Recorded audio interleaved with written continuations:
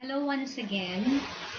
Now, I would like to discuss another topic in psychological assessment, and that is on the sources of information about tests.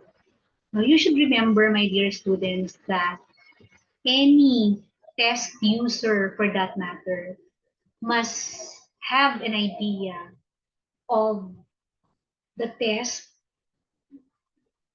that he or she is using. Because he must actually be knowledgeable enough of the characteristics or the nature of the test that she is going to use with her clientels. And you should also remember that as assessors, as assessors, part of your skill is your ability to choose what psychological test or what evaluation tool is fitting, okay, with the need of the client as of the moment. So all of these are being considered. And when we talk of information about tests, we mean what the test is all about, okay? What does it measure? What are the psychometric properties of the test? Which population or which age group or what particular ethnicity, for example, must not be tested with this particular test. So even the limitations of the test must really be known by an assessor. And that is how an assessor must prudently choose what test is he supposed to give to his client or to his clientele. Okay? So, where are we supposed to know the vital information of a psychological test that we are interested to use? So, there are sources. And actually, everything is provided so that there would be no reason for someone to commit an error as to the test that he is going to use or as to the tools, no, that he is going to use for the rest of the psychological assessment or evaluation that he is going to um, undertake with his client. So let us start with the number one source of information, and that is test catalog. So what is this all about? Test catalog contains general description of test. So when we say general description, um, this must include what the test is designed to do, meaning its purpose, and with whom shall this test be given. In other words, it will describe to you who are supposed to take the test, who are not supposed or who are not eligible to take the test. So it gives you the parameters on the use of the test, on the use of the test. So when you hear the word catalog, it's the general idea of what a catalog is. And when you say it's a test catalog, it will actually give you a list of the different tests available, okay, in the catalog. And all of these general descriptions of the tests that are included in that catalog are found there. Okay. So, hindi ito kahabaan, not very much detailed, but at least the assessor will have an idea as to whether this test, if for example, is still thinking of purchasing this test because he does not have it yet in his clinic, then she will have an idea as to whether it is a test that he is supposed to buy or to purchase because it is fitting with the need of his client at this moment. Yung mga tipong ganon. So, general description lang siya nung test. Of course, you will see there, sino ba yung gumawa? Okay. Ano naman kaya yung background ng author na ito na gumawa ng test na yan?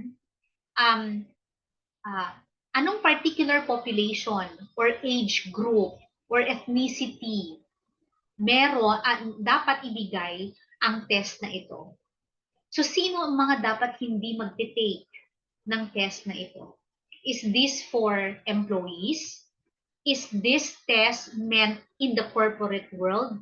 Is this test for military personnel? Is this test meant for promotion of teachers, for example? So, yun lang ang makikita mo. General description nung test. So, what is included is what the test is designed to measure. Is that personality test? Okay. Is it a test of emotional stability? Is it a test of aggression? Is it a test of depression, of anxiety? Is it a screening test for homophobia, for example? So, yon ang maibibigay ng test catalog. Okay? The next one is the test manual. So, the test manual is considered as the most detailed source available for information regarding what? Regarding the test. Why is it considered as the most detailed source available for the information of this particular test? It is because everything is actually laid down in the test manual. The nature of the test, okay, how it has been standardized, who were used, no, or who comprised the standardization sample. When you say standardization sample, ito class yung you are a test maker and then you would like your test to be a test for adolescents only. And therefore, I have only considered adolescents as my standardization sample. Okay. So, mga adolescents lang ang ginamit ko. And when I get to establish the norms of my test, for example, age norm ang gagamitin ko, ang isaalang-alang ko, ano ba ang age ng mga adolescents? Okay. So forth and so on. So we will talk about standardization sample in detail later on when we get to that topic. So, ipapakita ng test manual mismo kung ano ang pinagdaanan sa pag-develop ng test na yan. How was it pilot tested? Okay. Was it factor analyzed? And all the statistical techniques that was involved, no, in establishing its psychometric soundness. So lahat ng yun makikita mo sa test manual. Aside from that, yung administration instructions. Pag sinabing administration instructions, how will the test administrator give the test to his clienteles? How is he going to instruct his test takers during the testing time? Okay? How many are supposed to take the test at least? And is this test time limited? Things of those sort are written in the test manual. And as I have said a while ago, pati yung psychometric properties or psychometric soundness ng test nakalagay or nakalatag sa kanilang test manual. And that is how hard it is to create a psychological test or an evaluation tool, my dear students. So, usually, the test manual is the pinakamakapal no, na parte ng isang test package. So that, if you could try to imagine, class, kapag ka bumibili ka ng isang psychological test, sa, for example, sa psychological testing center or sa psychological corporation o kaya sa Centile. So these are the publishing companies, no? Known publishing companies in the Philippines where you can actually purchase tests. Ang mangyayari is that you buy the test in package. Anong meron doon? Of course, iba ang presyo ng test manual niya at ang test manual na yun ay meron na siyang manual for administration as well as the scoring of the test. Okay?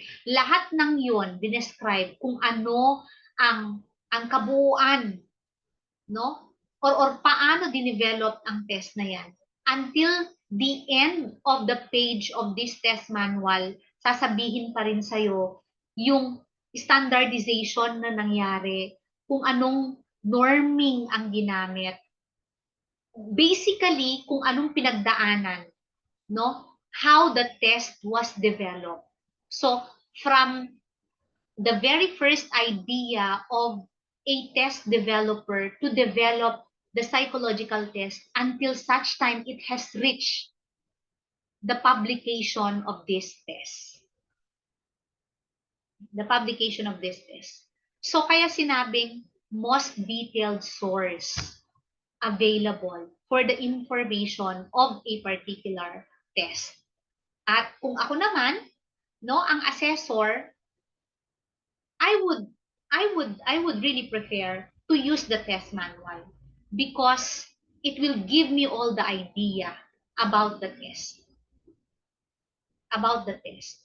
However, for test users or assessors who do not have yet this particular test, and so ang pinuntahan niya or nakita lang niya sa isang test catalog na, meron palang test na ganito. And for me, sasabihin ko kapag ako yung assessor, it has face validity. I think I like it, and therefore I need to see this. I need to see this. And kapag kapupunta ka doon sa pagbibilhan mo ng mga testing materials, they will actually lecture you on what the test is all about. Okay?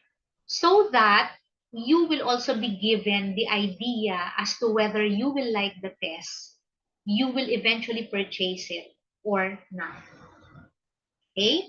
So that's the test manual. How about professional books? So it's written for assessment professionals to supplement, reorganize, or enhance the information typically found in the manual of a psychological test. So, iba pa yung manual ng psychological test dito sa professional books na ito. In other words, parang kung merong libro ang mga doktor where they can actually find, no, the list of say sakit, and at the same time against the sakit ay yung medicine that they have to prescribe to their patients, ang professional books naman ay ganon ang itsura niya. In other words, it's actually a system wherein all recognized psychological tests are written, and beside each psychological test is a reorganized or enhanced information about this test. About this test. So, kung merong Biblia ang mga doktor, kung merong Biblia ang mga pare, meron ding Biblia ang mga assessors. No? Because, well, our memory is actually limited. And you will not have all of these in your mind. And therefore, you have a way to check on it in case your memory fail, no? Of knowing whether this is the test that you are supposed to use with your client or not. So, there is something, or there is actually a book that you could refer to, and you call it the professional books. Dito sa professional books class, written din yung mga shall we say assessment or appreciation of professionals regarding the test in case na meron na nga silang ginamit sa mga ito. So para bang kapag ka bumili ka ng isang produkto, why would they like to know your reaction, or why would they like you to rate the test? It is because it is going to add to um to the characteristics, or how will you market the test. Same is true dito sa professional books na ito. So meron yung test, it is used by thousands of test users, yung mga tipong ganun, and they gave a 5-star because all of these all of these constructs are being measured, mga ganon. O kaya very reliable, very valid ang test na ito with this particular construct. Okay? So, aside from the ones that you see in the test manual, in the professional books, what you now see are comments, ratings, of test users about this particular test. So it's actually a listing, and they are found in professional books. So sino ang mga nag-comment? Mga professionals din. That is why ang tawag dito professional books. Professional saan? Mga psych assessors din. Okay? Mga researchers din when it comes to psychological assessment. Okay? When it comes to psychological assessment. So that is why this is a very useful source of information about a test. Next, I reference volumes. So what is this? Example of this is the mental measurements yearbook. So you know what a yearbook is. Okay? For example, when you were in the elementary, usually merong yearbook na ibinibigay. And then, nung nasa high school ka, meron ka na namang yearbook kasi nakapagtapos ka doon sa school na yon. And you can see all of those classmates of yours before. Okay. Dito naman sa psychological assessment, reference volumes are like yearbook because these references contain the tests which have been published from the very first time all of these tests were published until such time na etong year na ito ang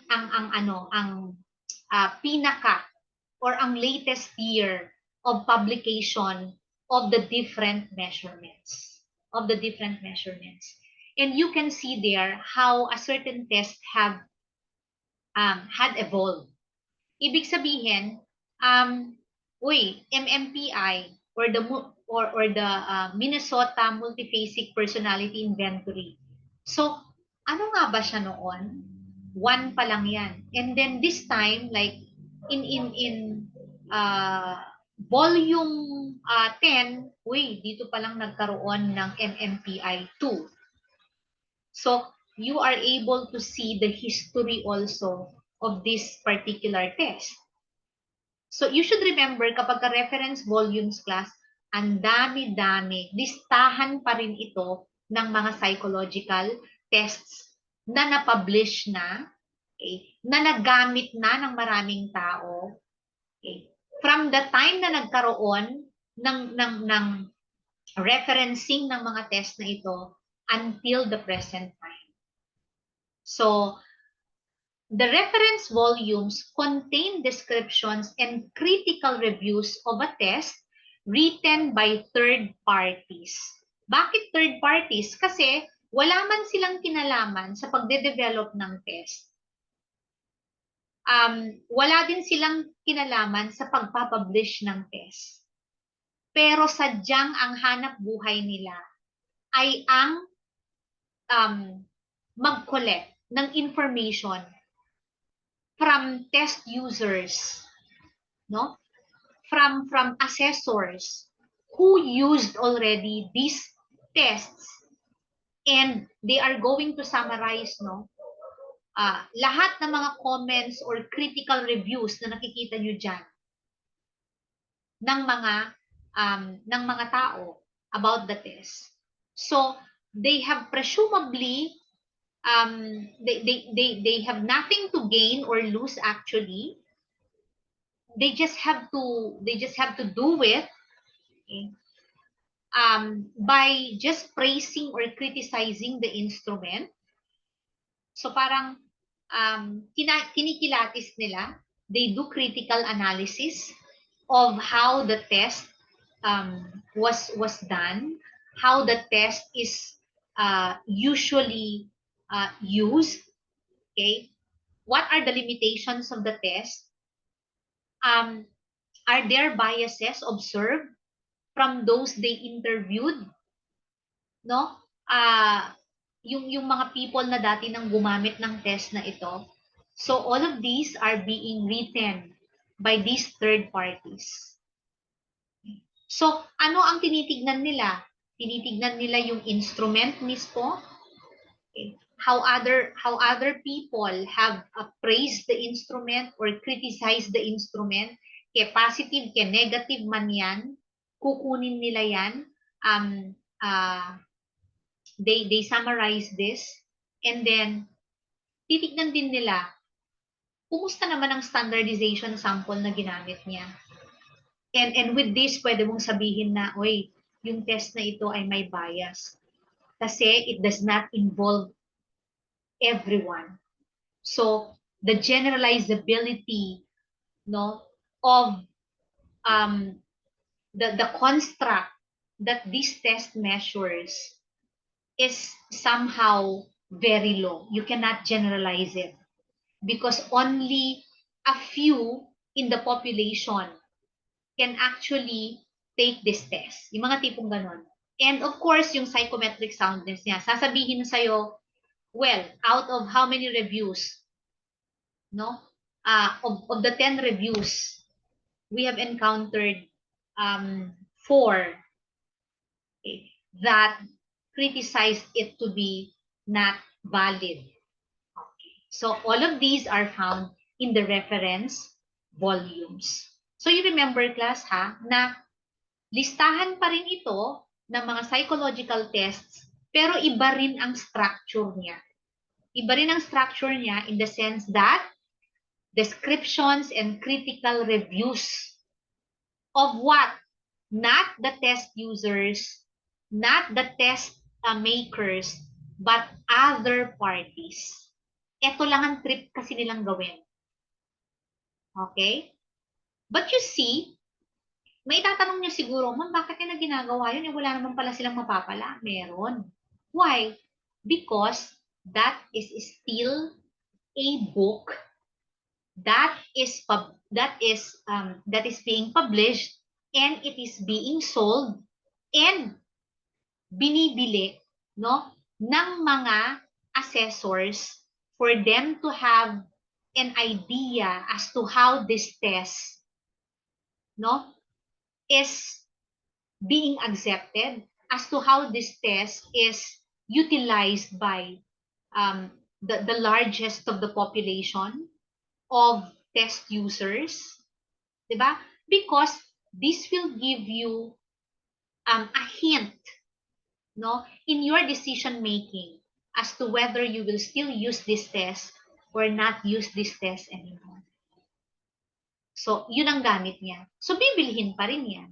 Magkakaroon ka pa rin ng royalty pay, for example. Kasi libro yan na pinablish mo. Libro yan na pinublish mo, kumbaga pa parang nagsusulat ka lang, no? At ito ang mga comments, ito ang mga reviews. So, bibilhin yan ng mga tao, particularly the test users or the psychological assessors. And then, doon ka magkakaroon ng pera. Kumbaga ba, ang mga vloggers, nagkakaroon sila ng pera dahil sa kanilang mga views, dahil sa kanilang mga reviews of kung ano man ang gusto nilang i-review, yung nakainan nila, yung pinaka magandang lugar na pinuntahan nila, etc. Ganun din dito sa writers ng reference volumes. Kumikita din sila dito. Right? Pero syempre, sino ang kanilang mga kliyente? Yung mga ano rin, yung mga inclined sa psychological assessment. Next, we have journal articles. And where do we find journal articles? They can be in print, no? O, ito yung bibilhin natin, or you can subscribe to the journal articles. Ang dami-dami. Okay. And kung hindi mo man ma-access or kung wala ka mang hard copy ng journal articles na ito about a test, you just have to search the internet, magpapakita sa'yo kung ano na ang status ng isang psychological test na yan.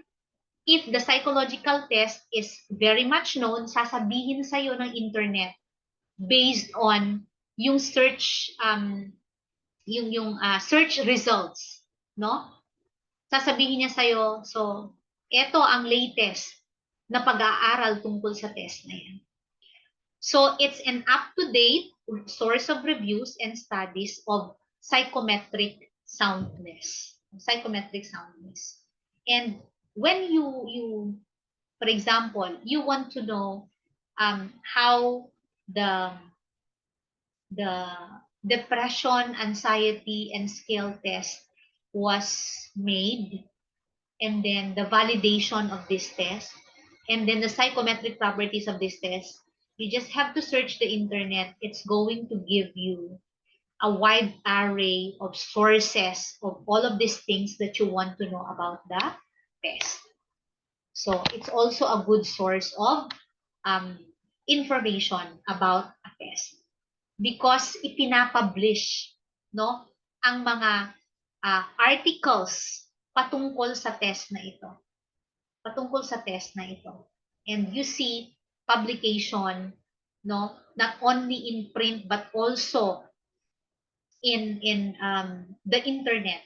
Ito yung pinakamabilis kasi na way of informing the public, especially on those interested of these different psychological tests.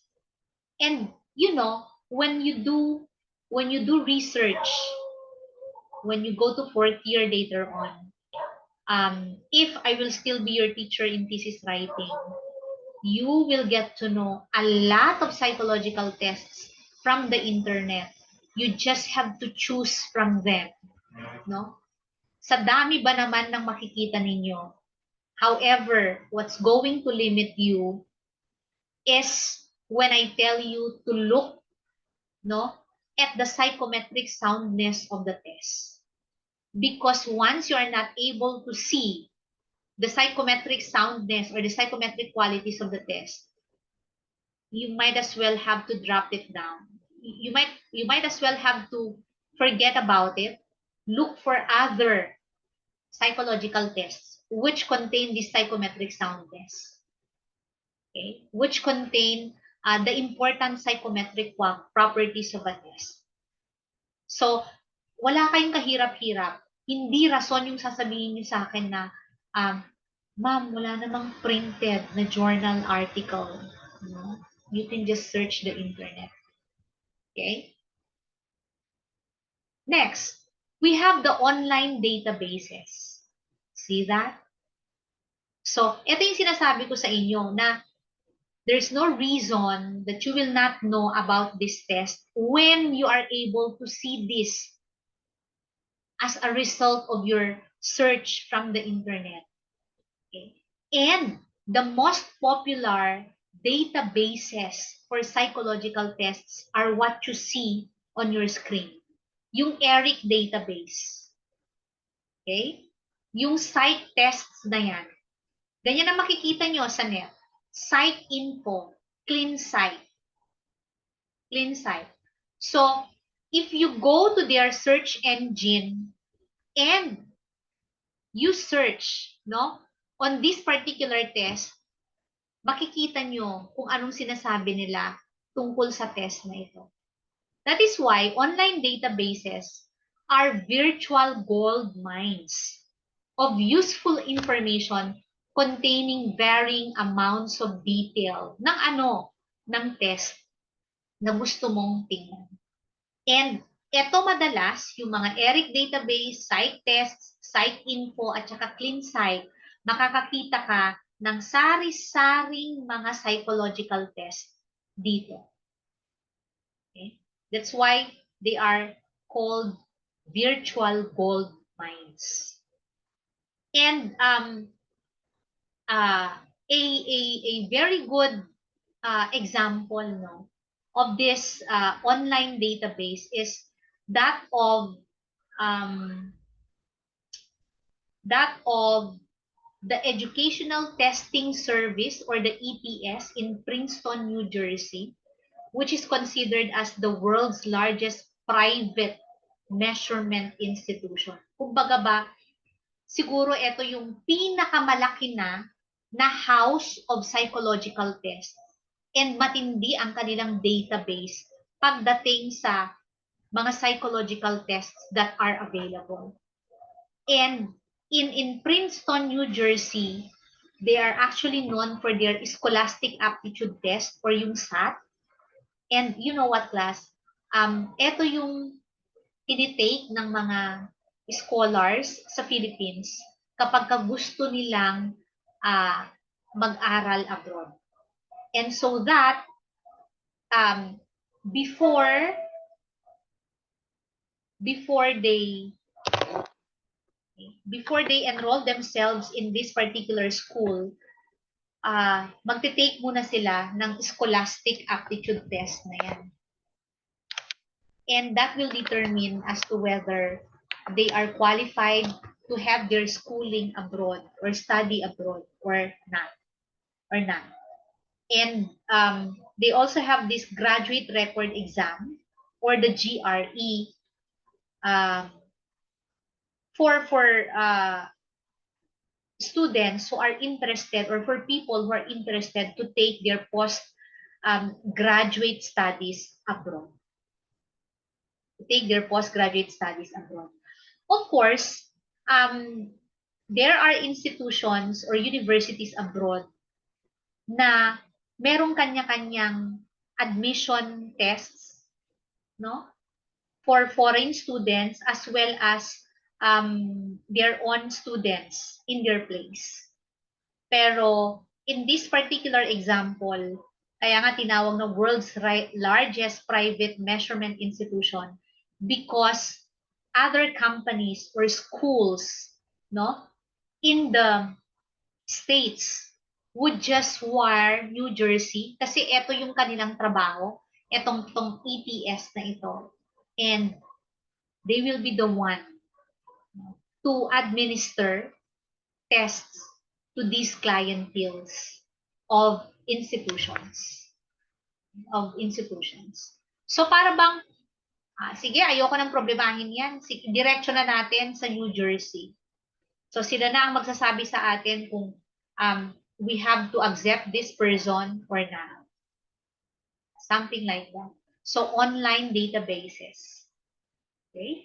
And other sources, you have there the example. There is what you call the Directory of Unpublished Experimental Mental Measures. Ano pong laman ng directory na ito? Ito yung mga tests na ginawa ng mga tao, however, they're not published.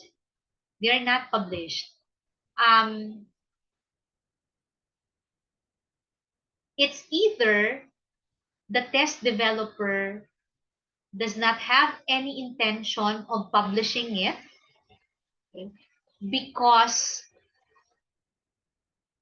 he has the idea of having this test alone in their particular institution maybe, and that is basically just theirs. That can also be a reason. Or the individual or the test developer um, has no means yet of um, publishing it formally, okay? Or these are tests wherein uh, they are not they are not, shall I say, they are not like the tests which have been published and which have achieved, no, um which have achieved uh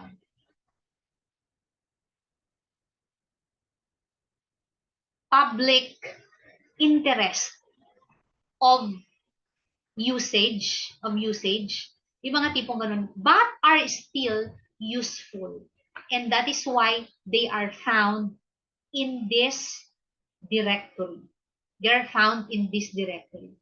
So, um, from these other sources, dito mo rin makikita, no, how reliable is this test?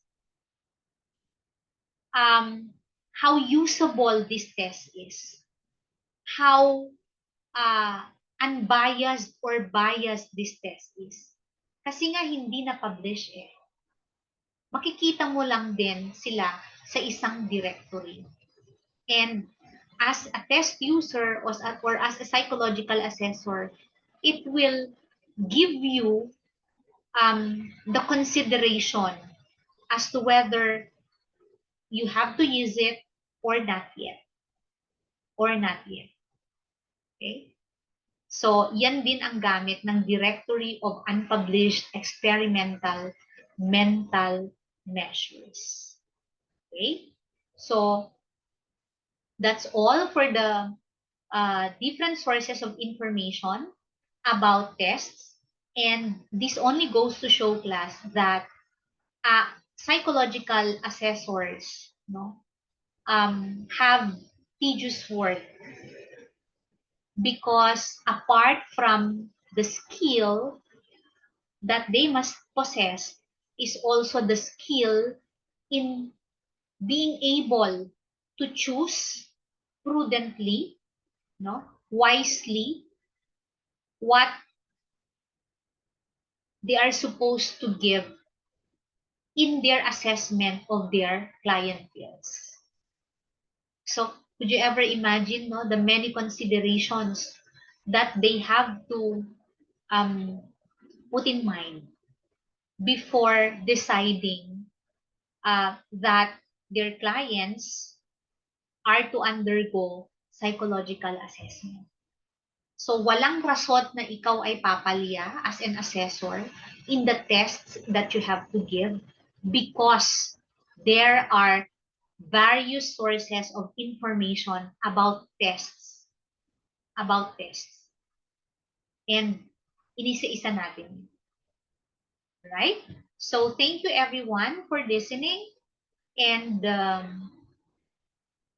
I hope you will be able to appreciate, you know, these vital information about where you are supposed to get uh, uh, the different information for psychological tests to be used. Okay?